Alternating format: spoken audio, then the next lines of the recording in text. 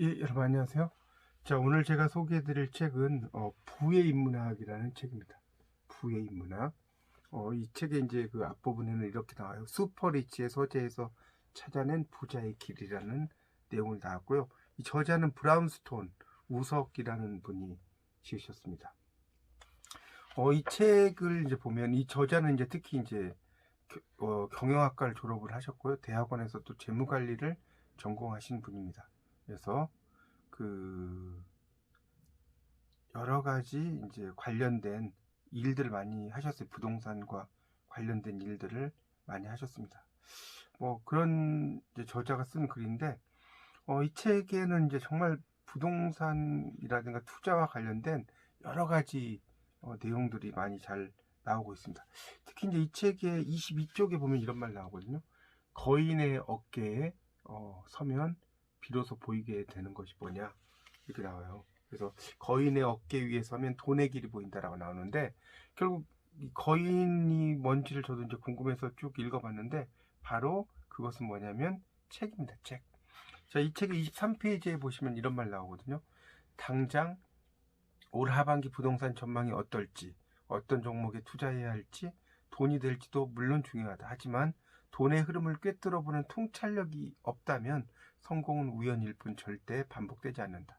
나처럼 게으른 사람이 투자에 성공할 수 있었던 것도 다 거인의 어깨 위에 서서 돈의 흐름을 읽었기 때문이다. 그들은 100년, 200년이 흘러도 굳건히 서서 돈이 움직이는 길을 보여준다. 거인은 어디 있나? 책 속에 있다. 노벨 경제학상을 받은 모든 학자를 우리는 언제든 만날 수 있다. 그들의 통찰력을 빌려서 투자한다면 훨씬 쉽게 큰 그림 안에서 성공할 수 있다. 이렇게 나옵니다. 자, 그래서 이제 우리가 이 통찰력을 영어로 어떻게 이야기를 하냐면요. 통찰력을 영어로는 바로 인사이트라고 이야기합니다. 인사이트. 그 인사이트라는 것은 결국 뭡니까? 안을 본다는 뜻이죠. 인사이트니까. 이 인이라는 것은 안이라는 뜻이고요. 사이트는 본다는 거죠. 자, 이게 바로 통찰력이다 라는 거 알아두시고요. 그 다음에 아까 말씀드린 거인의 어깨. 거인의 어깨는 책을 말한다. 자, 이것도 좀 알아두시면 좋겠습니다. 이제 저자는 어떤 책을 많이 읽어라. 이런 부동산과 관련된 책을 또 읽고, 또 이 살아남으려면 자본주의 게임의 법칙을 이해하라. 이런 말이 있는데요. 특히 이제 이 책에 보면 27쪽에 이런 말이 나오거든요. 나는 월급쟁이가 적금 들어서 부자 된 경우를 보지 못했다. 전략과 노력도 중요하지만 그것만으로는 부자가 되기엔 충분하지 않은 것이다. 대다수 한국의 부자들이 어떻게 부자가 되었는지 아는가? 안 먹고 안 쓰고 열심히 저축해서 부자가 된 사람은 몇 안 된다. 부동산이나 주식 가격이 올라서 부자가 된 경우 빼면 정말 몇 안 될 것이다. 이렇게 해서 단지 저축만 해가지고 부자가 되긴 쉽지 않다. 물론 이제 이 저축을 하거나 이런 것을 이제 우리가 종잣돈이라고 이야기하죠. 영어로는 이제 seed money라고 합니다. seed money, 종잣돈.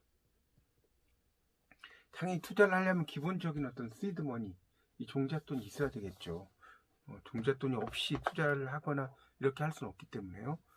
그래서 그 종잣돈도 이제 중요하지만 그 종잣돈을 가지고 이제 잘 투자를 하는 거, 이런 것이 또 중요하다는 내용으로 이해를 좀 하시면 될 것 같습니다. 자, 그런 내용들이 쭉 또 나오고요. 특히 이제 이 책에서 또 흥미로웠던 부분은 이 책의 이제 92쪽에 보면 이런 말 나오거든요. 2002년 이후 슈퍼스타 도시의 집값이 급등했다라는 이런 말 나와요. 오른쪽에 이제 제가 표시한 게 보이시죠? 어떤 내용을 써놨냐면, 그렇다면 가장 중요한 것, 이 책에서 얻은 한국 부동산 투자에 적용할 수 있는 통찰은 무엇인가? 바로 서울에 투자하라는 것이다. 한국의 슈퍼스타 도시는 서울뿐이기 때문이다. 세월이 가면 갈수록 서울과 여타 도시의 차이는 점점 벌어질 것이다. 나오죠? 그래서 이제 서울이 과연 스타 도시가 될 거냐라고 이제 써놨는데, 이 책에 따르면 그 세 개의 이제 슈퍼스타 도시를 한 23위까지 이렇게 매긴 게 있어요. 근데 거기에 보면 1위가 뉴욕이고요, 2위가 런던, 3위가 도쿄, 4위가 홍콩, 5위가 파리, 6위가 싱가포르, 7위가 LA, 8위가 서울입니다. 9위가 빈이고요. 스위스에 10위가 스톡홀름. 그러다가 이제 쭉 가다가 23위가 워싱턴, 뭐 샌프란시스코, 모스코바 이런 곳이 이제 그 22, 23 이렇게 이제 순서로 그 순위가 매겨져 있습니다. 특히 이제 서울이 상당히 상위의 도시에 있다는 게 놀라운데 이 평가의 기준이 5가지가 있었다고 합니다. 순위를. 첫 번째가 이제 1인당 GDP인데 이 GDP라는 것은 국내 총생산이라고 이야기합니다. 그래서 이제 우리가 영어로는 Gross Domestic Product라고 하죠.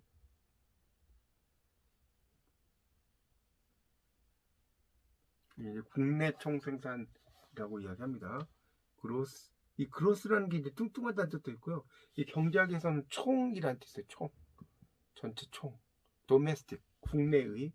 그다음에 프로덕트인데 이 도메스틱도 이 3가지가 있죠. 도메스틱은 국가길로 보통 외우시면 됩니다. 국가길. 그래서 국은 국내의, 가는 가정의, 길은 길들여진.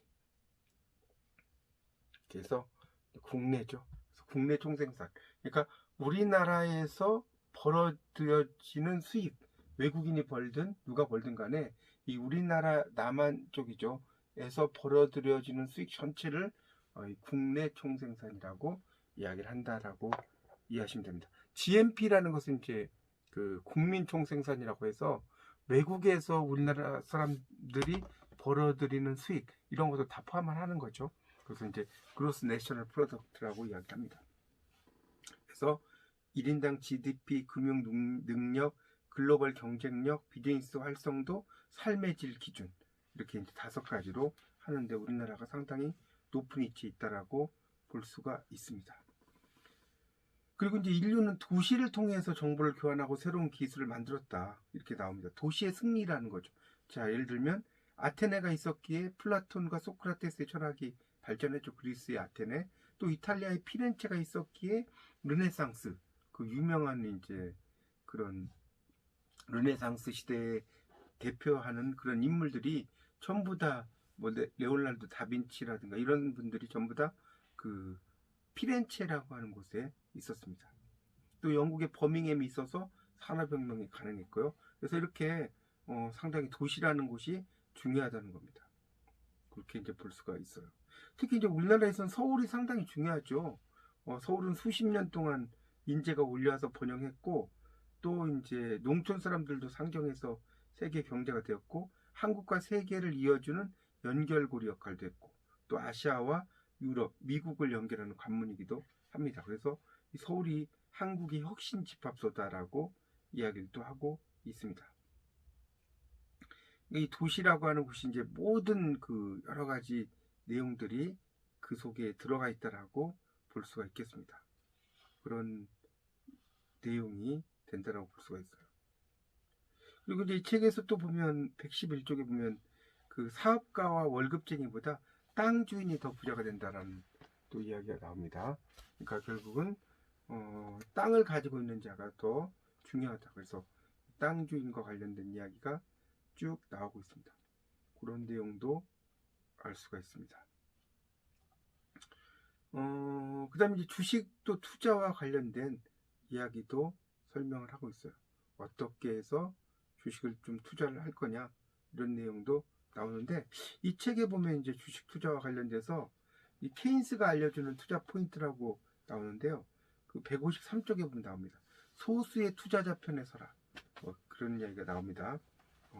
그래서 이제 그 투자 대상에 대해서 이제 그 소수만이 내릴 수 있는 거지 주식 투자의 승리와 성공은 다수가 내릴 수가 없는 거죠. 일종의 제로섬 게임이기 때문에 모든 사람이 다 주식으로 부자가 될 수는 없어요. 잃는 사람이 있어야지 이기는 사람이 있겠죠. 그런 내용이 있습니다. 그래서 다수가 동의하면 어떤 종목이 좋게 보인다고 했을 때 투자하지 말라 나오고 있습니다. 그 다음에 집중 투자하라. 그러니까 한 주식을 보유하는 대신에 그 분산 투자하는 것은 우스꽝스럽다. 여기 투자 저기 투자 이런 우리 그렇게 많이 하지 않습니까? 시간이 갈수록 이제 그 집중 투자를 하는 게 더 중요하다. 분산 투자보다. 그 다음에 장기 투자하라. 그러니까 그날 이렇게 투자하는 게 아니라 계속해서 이제 6개월 이후라든가 1년 뭐 심지어 2, 3년까지 할 수 있고요. 또 신용 투자하지 마라. 당연하죠. 신용을 빌리면 그렇게 이제 막 반대 매매가 들어오기도 하고 떨어지면 그럴 수 있죠. 그다음에 하루하루 시장의 변동을 무시하라. 그러니까 지나치게 그 걱정하지 마라. 시장의 변동에 예민하게 반응하지 마라라는 것이고요. 그다음에 주식가치의 측정은 계량적으로 하기도 어렵다고 나옵니다. 주식가치의 측정은. 그래서 그다음에 싸게 사라. 참 이게 쉽지 않은 거죠. 우리가 이제 싸게 사서 그 이제 어깨에서 팔고 이렇게 다리에서 사서 어깨에서 팔고 뭐 이렇게 할 수 있는데 쉽지가 않습니다. 내가 샀는데 그게 어깨일 수도 있고 또 머리일 수도 있고 이런 것이기 때문에 말처럼 그렇게 쉽지는 않습니다. 그런 내용들도 이 책에서 또 써져 있습니다. 그리고 이제 또 이 책에 보면 231쪽에 보면 돈 벌고 싶다면 혁신기업에 투자하라 이런 말이 또 나오고 있습니다. 돈을 벌려면. 그래서 이제 그런 내용으로 나옵니다. 그래서 이런 혁신적인 거 이런 것들도 상당히 또 중요하다라고 볼 수가 있습니다. 또 이제 이 책의 263쪽에 보면 이런 말 나오거든요. 세계의 신흥 부자들은 자녀 교육을 위해서 돈을 모은다 이런 말이 또 나오고 있습니다. 그래서 그런 부분도 좀 읽어보시면 좋겠습니다. 뭐 이 책을 짧은 시간에 다 자세히 설명을 할 수는 없고요. 여러분이 이제 그런 여러 가지 특히 부와 관련돼서 부와 인문학을 이렇게 이제 결합을 시켜 놓은 아주 흥미있는 책이기 때문에요. 여러분이 좀 읽어보시면 좋을 것 같습니다. 이 책의 이제 뒷부분에 이렇게 보면 이런 말이 나옵니다. 이 내용을 좀 설명을 드리고 마치겠습니다. 자본주의 게임에서 반드시 이기는 부의 법칙. 부동산 가격이 움직이는 메커니즘에서 천재 경제학자의 필승 주식 투자법까지 인문학 속 거인들에게 배우는 돈의 흐름과 부의 작동 원리. 그동안 내 전망이 들어맞은 것은 내게 신기가 있어서가 아니다. 나의 전망이 적중률이 높은 것은 그것이 단지 내 개인의 경험과 생각에서 나온 것이 아니라 거인들의 통찰력을 빌렸기 때문이다. 나의 거인은 역사 속에 살아있는 경제학 거장들이다. 나는 이 책을 통해서 내가 인문학을 공부하면서 알게 된 거인들의 투자 통찰을 아주 쉽게 알려주려고 한다. 이론과 메시지는 노벨 경제학상을 수상한 경제학자들을 중심으로 소개하고 있다. 왜냐하면 경제학 이론은 너무나도 다양하고 심지어는 상반된 이론을 주장하는 경제학자도 많기 때문이다. 노벨 경제학상 수상자들의 이론은 어쨌거나 까다로운 검증을 거친 것이라 할 수 있고 다른 것보다 신뢰할 수 있다고 생각하기 때문이다. 이 책에 실려있는 내용만 잘 이해해도 여러분은 거인의 어깨에 올라서서 세상을 좀 더 잘 전망하고 올바른 판단을 내리게 될 것이다. 또 세상이 어떻게 돌아가는지 더 잘 이해하게 되고 무엇보다 하지 않아도 되는 실패를 피할 수 있을 것이다. 이렇게 나오고 있습니다. 꼭 여러분이 이 부의 인문학이라는 책을 사셔가지고요. 처음부터 끝까지 이렇게 필독을 하시면 상당히 여러분이 투자하거나 이런 데 도움이 될 거라고 생각을 하면서 여러분에게 강추합니다. 자, 다음 시간에 뵙겠습니다. 안녕히 계십시오.